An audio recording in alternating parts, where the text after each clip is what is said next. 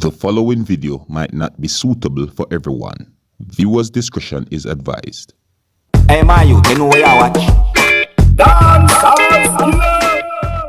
Alright, viewers and subscribers, this is Dancehall Skilla. Big up and respect to each and every one, you know. And viewers and subscribers, I see a video out on social media where it says that Chinese family feud over money in Jamaica.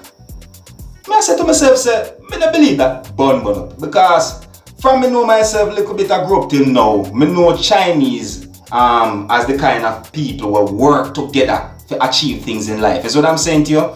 Asians overall, you know, that's how me know them. I don't know about nobody else, but I tell you from my point of view, that's how me know them. You see me? I said to you, yeah, and I like me fly go China for certain things. You see me? So I tell you what me know about, right? So I say me go take a look on this video, you know, and really see what I want. You see it? So when we look at the video, viewers and subscribers, it make me have to ask 3 questions.